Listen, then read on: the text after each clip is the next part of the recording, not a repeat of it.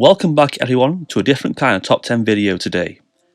Now I am mostly a board game channel covering gameplay and reviews. One of my favourite types of games, and one of my earliest board games I purchased, which helped kickstart my hobby, was Eldritch Horror by Fantasy Flight Games. I'm also a huge lover of movies and cinema, and I really enjoy the horror genre.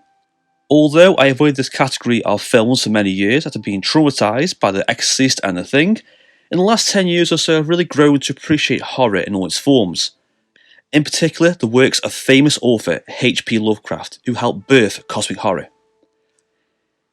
In this video, I will be talking about the specific type of horror referred to as cosmic horror. Before I start my list, I want to briefly discuss the definition of this type of horror fiction. Cosmic horror draws heavily from the primal fear of the unknown, emphasising greatly upon the unimaginable and incomprehensible.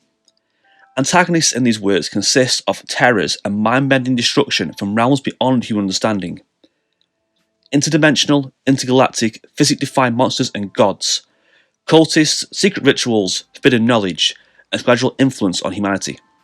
It's also the idea that us humans mean less than nothing to the forces of the cosmos. Our doom is inevitable, and our fate is inescapable. To them, we are mere bacteria that can be washed away without reason.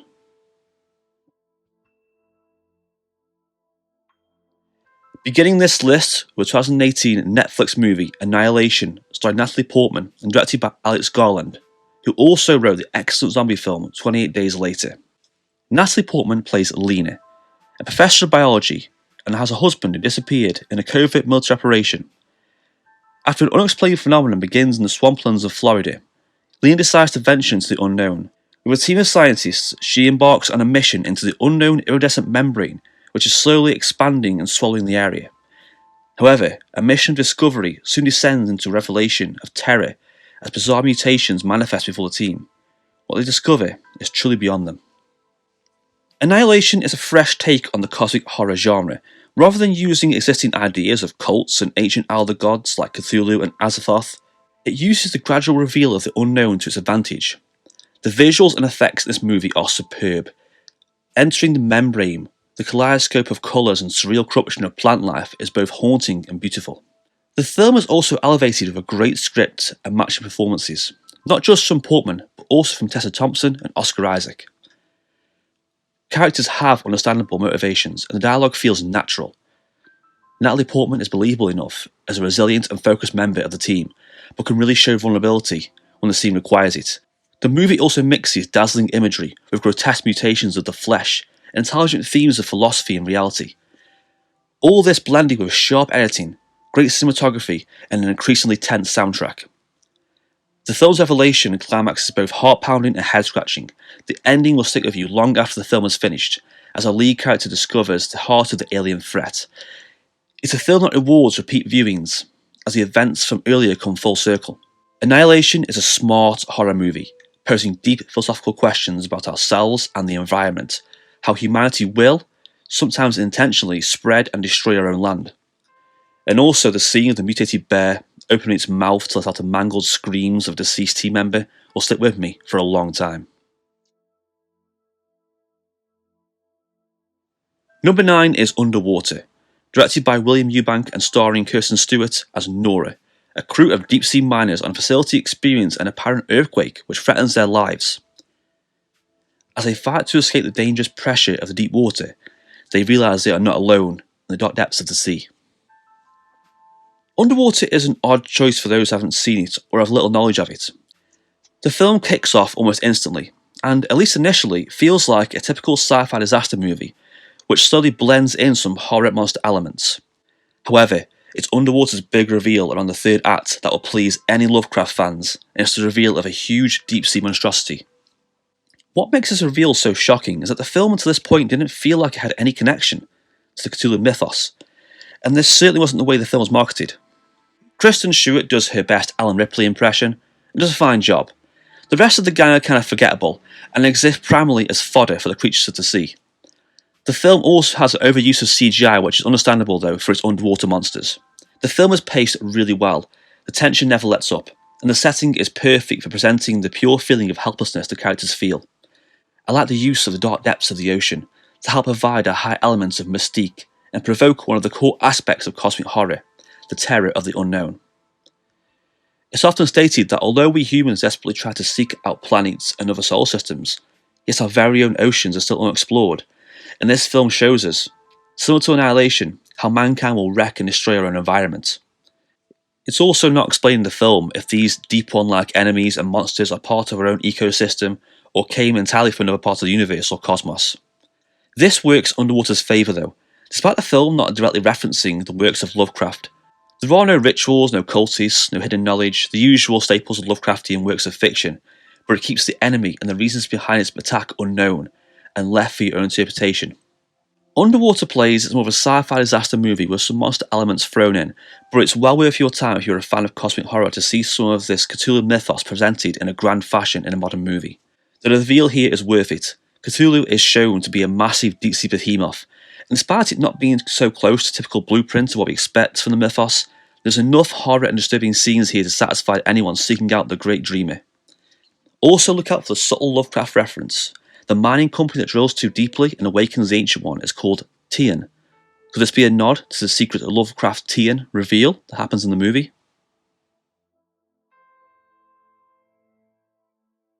Number 8 is a 1986 gore fest From Beyond, directed by Stuart Gordon, who also worked on other Lovecraft projects such as Dagon and Re-Animator, and it's also based on one of Lovecraft's short stories of the same name.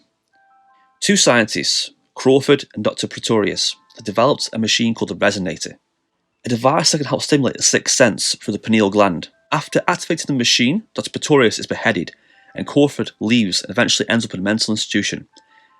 However, soon enough, a detective and psychiatrist, Catherine and Bubba, attempt to re-enter the home, bringing Crawford with them. They find Dr. Pretorius alive, but mutated beyond recognition, and things go sour very soon. This 80s movie is chock full of gore and practical effects. The mutations and creativity in Dr. Pretorius as he gradually loses his humanity is portrayed quite well. It's certainly not one for the squeamish. There's things popping out of people, things going in, body parts being ripped off and eaten. It's one of those films that if someone doesn't know what you're watching, walks in at any point towards the third act, they're going to see something truly disturbing. The acting here isn't anything to speak about. Ted Sorrell is the abomination-like creature, chews up the scenery every chance he gets. The film also becomes almost playably sexual in some parts. Not only is Dr. Pretorius notoriously a womanizer, but they find out he's into some kinky shit in this film. That's before his sanity slips away. Dr. Catherine decides to, possibly due to some side effects of being in the Resonator, slip on some dominatrix-like gear and become sexually aroused by everything around her. As I said, this movie is peak 80s B-movie cheese. The film ultimately lacks a lot of the core concepts of cosmic or Lovecraftian horror, in my opinion, but it does push one theme here quite strongly: mankind's endless pursuit of knowledge, in particular forbidden knowledge. Maybe there's a reason we can't quite push beyond our own limits of sense and realities. This shows us, in an extremely gory and over-the-top kind of way, the repercussions of our own desires for knowledge that surpasses our own sanity. Keeping our list in the golden era of the 80s is another gory body horror adaptation of a Lovecraft story, Re-Animator. Directed again by Stuart Gordon, and starring Jeffrey Combs, again strangely, and David Gale, who had an impressive list of B-movie horror films under his belt. This tells the tale of Herbert West, an ambitious medical student who moves in with a local and his girlfriend and becomes obsessed with bizarre experiments. Most shockingly though, it's the ability to bring the dead back to life. Combs gives a convincingly menacing performance as Herbert West, while David Gale, Dr. Carl Hill, gradually gives us a maddening descent into insanity in his portrayal of a cynical doctor, yet turns full-on villainous during the third act. This film tackles again the forbidden knowledge theme, man's push for understanding and learning, and the inevitable complication and devastation that ensues. Pacing is quite well, the effects are decent for its budget, and it contains its fair share of bizarre and disturbing scenes. Many films in the past have used the notion of bringing the dead back to life, but none have done it in the way this film has. It shows us that despite bringing a recently deceased person, or cat, back to life, might be medically impressive, it doesn't mean that the mind of the creature is going to be as it once was. In fact, the revived target is often violent and uncontrollable, lacking any sense of humanity and compassion or reason. It does pose a deep question about our morality. Should we bring back a deceased person? It's great to see David Gale's descent into insanity though, and become a full-on villainous figure. showing us the dangers yet again of pushing the boundaries of our own minds and bodies. The film also ends in a not particularly good way and emphasises one of the key themes of cosmic horror, the main character's hopelessness against the odds. Although it's not the best horror film on this list, or the closest one to Lovecraft adaptation, it's still worth watching if you're craving that 80s B-movie schlockfest with a hint of mind-bending sci-fi and sanity loss. Call of Cthulhu is a 2005 black and white short silent movie based directly on the same name story by H.P. Lovecraft, directed by Andrew Lehman, who also appeared in another entry on this list. While sorting out his affairs of his late uncle, a man stumbles upon dark secrets and clues leading to an ancient terror lurking below the sea. He discovers accounts of investigations into strange cults in the woods, and tales of sailors encountering a giant ancient evil. Not only is this entry on this list one of the most accurate adaptations of a Lovecraft tale, it's also the most unique. Filmed entirely in black and white, using silent movie-style text over the brief sections of dialogue, and even some stop-motion style miniatures, you would believe this film was decades old, when in fact it was only in 2005. I do like how this filming technique gives the movie an ancient, old-fashioned quality, like someone dug it up somewhere in an old archive years old, much like the accounts discovered in the film's story. It makes me feel like the filmmakers, who did a fantastic job considering the small budget, did this so we could experience the film like how H.P. Lovecraft himself could have done during his lifetime. It might just be me, but this form of filmmaking gives the horror an eerie, unnatural overall look. The almost jittery movements, stop-motion animation, and creepy but fantastical musical score help elevate this movie to a level that might even surprise those who wouldn't give a low-budget movie like this a chance. I do like though how, even though the movie is quite short, it follows the source material very closely, from uncovering the accounts of strange cultists or sailors going insane finding the elder god Cthulhu. It managed to achieve a fair amount in its runtime and restrictions. I'm not sure if this being a silent movie helped or hindered the process for some, but for me I found it a lot more unsettling watching people's reactions to the Cthulhu mythos without hearing them.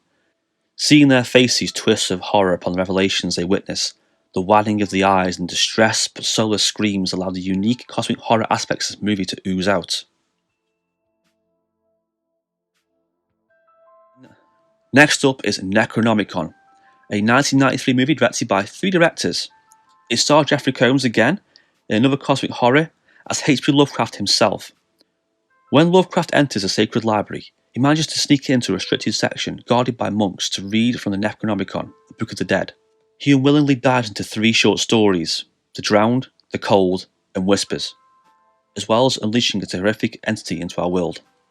I like this movie because it actually had an actor portraying the author himself, desperately seeking for forbidden knowledge that will unlock the secrets of the universe. I get the feeling this is probably how he would envision himself, a dedicated but obsessive researcher of the occult, even up until the point where his curiosity gets the better of him. The central story of Lovecraft in the library doesn't really add much after the first 15 minutes of the movie, and revolves around him reading sections of the Necronomicon and transporting us into 3 short movies. In between these, the monk's suspicions grow, and you get the hints that some evil entity's presence is growing. The first story, The Drowned, centers around Edward, who upon returning to an old hotel he inherited finds a sealed envelope from his uncle, Jethro. He discovers that his uncle was involved in a crash on a ship returning home. When his uncle awakens, he discovers that his wife and son have been killed. He casts out God and burns the Bible. After being gifted the Necronomicon by mysterious fishermen, he brings them back to life, but it backfires as they turn almost demonic. Distraught and plagued with guilt, he throws himself over the balcony to his death.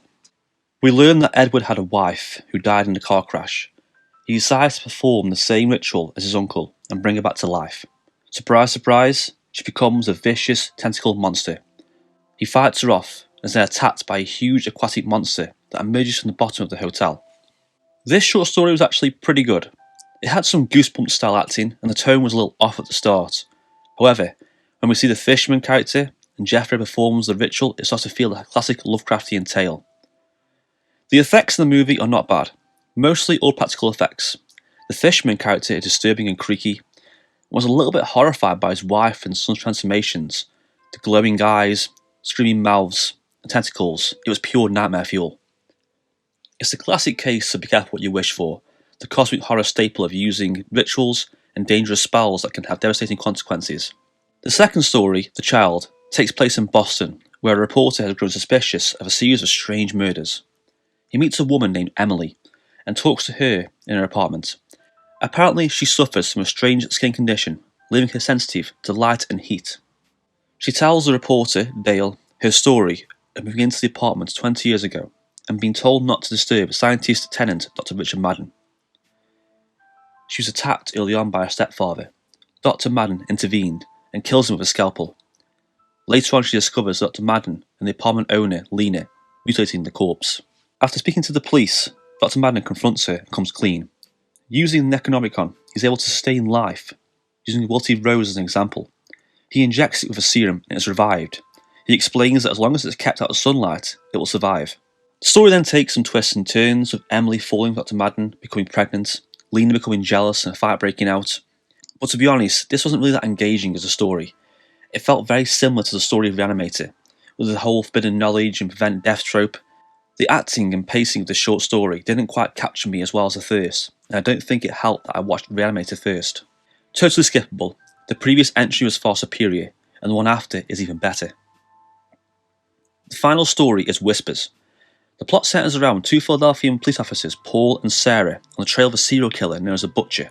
They crash during an argument about their failed relationship, and Paul is carried away by an unseen figure. Sarah follows him to a warehouse and bumps into a man, Harold Benedict. An unusual character, he insists that he is the landlord of the warehouse, and the Butcher is a tenant there. He offers to lead her to him. Along the way, they meet Mrs. Benedict, and Sarah eventually finds a bizarre cavern full of mutations and odd flying creatures. She finds Paul. His brains have been sucked out by cave-dwelling monsters, and she wakes up on a bed, while the Benedicts appear to have her pinned down. Eventually, she awakens to find herself in a hospital bed, and she questions reality. This one might actually be one of the best of the three, purely for the bloody horror and imagery it generates. It's been seen before, a character witnessing unexplainable events and creatures, then having to question their anxiety while they slowly descend into madness. However, it's the escalation and brutal climax that makes the story stand out from the rest of me.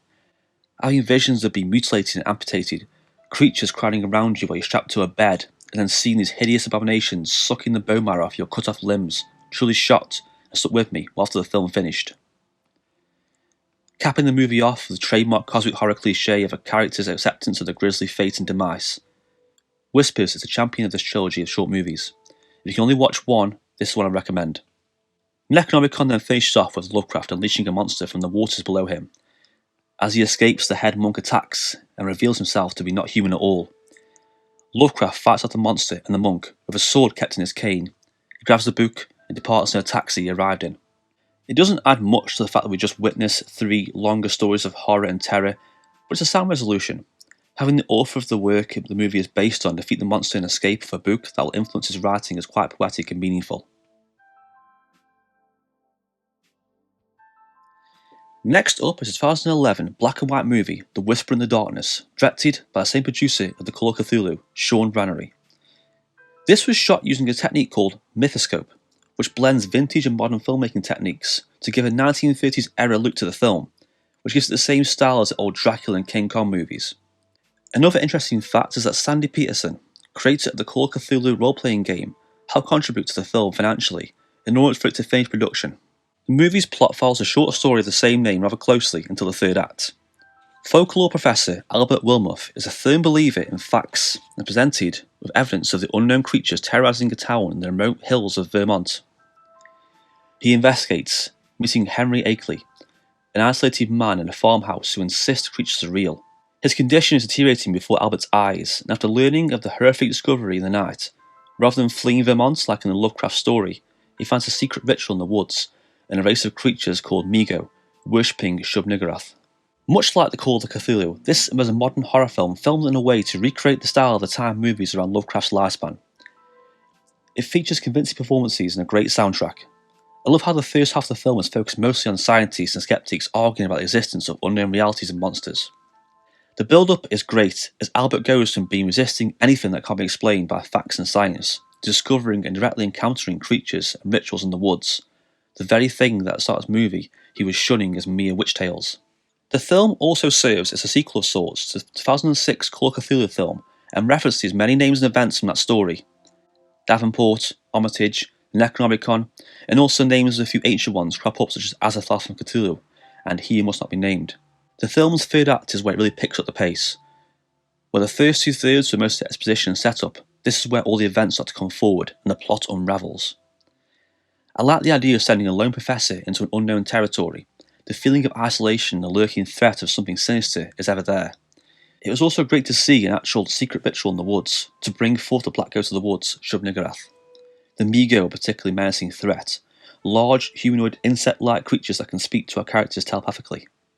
Their goal, or how they would have us believe their goal, is to help enhance humans, preserving our minds where our bodies would ultimately fail, to see the truths and secrets of the cosmos. It shows the price you pay for desire for knowledge, and further drives home the classic Lovecraftian quote, "We live on a placid island of ignorance in the midst of the black seas of infinity, and it was not meant that we should voyage far." The idea that despite us feeling trapped and left in the dark about things that exist beyond our realm of understanding, we were meant to stay this way. Those who push too much will suffer a fate worse than death. All in all, the film's excellent cinematography, unfortunately wrapped in layers of B-movie editing and dialogue. The movie cleverly pushes the science versus myth debate, and the reckless pursuit of truth is inevitably man's downfall. Number 3 is a film directed by horror legend John Carpenter, known for classics like Halloween, The Thog, and They Live. It's the 1994 horror thriller In the Mouth of Madness, starring Sam Neill as John Trent, a skeptical insurance investigator who was sent to discover a missing famous horror author, Sutter Kane. Kane's work has been causing many cases of paranoia and hysteria. Along with Kane's editor, Linda Stiles, they travel to New Hampshire in the hopes of finding Kane at a fictional town called Hobbs End. They discover the mysterious town. However, locals are acting incredibly strange, and Kane appears to have taken residence in a mysterious church mentioned in his book, Horror at Hobbs End. This film is an excellently paced, suspenseful, and well-acted mystery that unravels itself constantly until the very end. It keeps you guessing and interested the entire way through. From John Trent's first scene being thrown to mental institution, to discovering Kane's work and watching John start to experience vivid dreams and visions, right the way through to uncovering Sutter Kane and the revelations that follow. I gotta say though, one of my favourite things about this movie is the intro scene and that awesome soundtrack.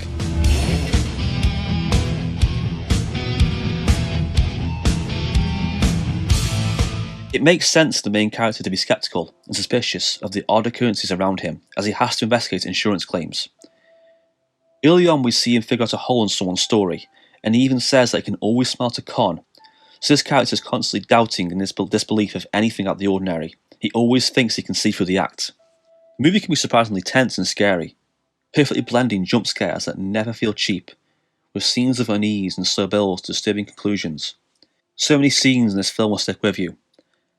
From the mutated cop beating an innocent man, to seeing odd white-haired men on bikes on the highway in the dark, to a tentacle-spewing old lady attacking her husband, and finally meeting Sutter Kane himself. Sam Neill does a great job portraying a man so focused on the truth and disbelief in the usual events around him.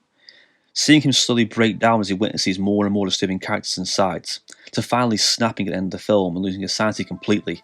Jürgen Prochnow is perfect as the mysterious, almost godlike author Sutter Kane, oozing a malevolent and sinister presence. Even towards the end of the film, we are kept in the dark of his work. We don't know what doors he opened, how he made the town appear as it did, and what old ones he's referring to when he mentions them coming into our realm. The film also has an excellent score, adding greatly to the growing feeling of unease and amplifying the scares when needed. Even though the film isn't really based on any Lovecraft work, it's heavily inspired by it, and you can tell Carpenter's influences in this movie. Secret rituals, hostile environments, doors to other worlds, creatures coming through into our world from the dark abyss, and finally the main character acceptance of their grisly fate. In the Mouth of Madness is a perfect cosmic horror film, filled with paranoia, dreamlike sequences, and by the end, you'll be questioning the events of the film just like John Trent was. We're heading back to the 80s for this one, a film that I watched when I was way too young, and it scarred me for a long time. It's a 1982 sci-fi horror classic, The Thing, directed again by John Carpenter, starring Kurt Russell. A research team on a remote base in Antarctica become hunted by a shape-shifting alien. When you think of 80s sci-fi horror or classic gory body horror movies, The Thing is probably the first film that anyone would choose. A classic staple of horror from that decade, The Thing equally pushed the boundaries of cosmic horror and grotesque practical effects. The film's setup is so simple, but it's genius. Having these men stuck on an isolated research facility in the Antarctic with little communication with the outside world instantly sets in a sense of dread and unease. You feel the character's vulnerabilities even before anything bad happens. I love how this film is unintentionally the godfather of cosmic horror movies. Although Carpenter didn't directly state that his film is based on a Lovecraft story, he has admitted his work has influenced him greatly, as seen through his entry on this list. A combination of classic fear of the unknown with shocking body horror moments that live in your mind long after the film is finished, The Thing should serve as a blueprint for other filmmakers on how to drip tension and suspense without showing too much, but when you do show it, make it memorable. The cast of The Thing put on a good performance. It's not a film like Alien, where the crew have to work together to get out alive. In this film, they are gradually growing suspicious of each other, and the paranoia and despair set in deeper as the film goes on. Kurt Russell is great in this film. An alcoholic slowly driven to insanity as the events unfold around him, and he struggles to come to grips with the unknown threat. Despite his issues, he fights it off right until the end to save his co-workers. The score by Ennio Morricone is arguably for me one of his finest. In my opinion, a good score can help elevate a movie beyond its competitors. A mixture of creepy and cool, perfectly amplifying the tension and heightening the feeling of being trapped and isolated. Truly though, the greatest part of The Thing is its alien threat. It's a classic movie monster, despite it not having a distinct form or motive. A parasitic, shape-shifting entity that can exist inside any organic life form, completely undetectable. It can then morph and mutate its host into a monstrous strength and size and become a force to be reckoned with. The reason The Thing for me works so well is the fact that the enemy could be anywhere and anyone at any time. The viewers feel as on edge and as paranoid as the crew do. They don't understand what and where the enemy is, and neither do we. Despite it having no rituals and cultists and elder gods, The Thing is a pioneer of cosmic horror. A staple, classic 80s sci-fi movie that showcases the very best of legendary horror director firing all cylinders. A movie that sits with you whilst it's over and makes you wonder what horrors are out there, indescribable to the human brain and lurking in the black abyss of space. And number 1 is 2019 film The Colour Out of Space, starring legendary Nicolas Cage, directed by Richard Stanley. The director is well known for trying to direct the disaster of a movie, The Island of Dr. Monroe, starring Val Kilmer and Marlon Brando. Stanley actually left as director early on into filmmaking, possibly due to the many setbacks and problems with production, made worse by the out-of-control egos of the actors on screen. He actually snuck back into the film set as an extra wearing a mask before disappearing into the jungle. The Colour Out of Space is based on the H.P. Lovecraft tale of the same name, and the movie follows a similar plot.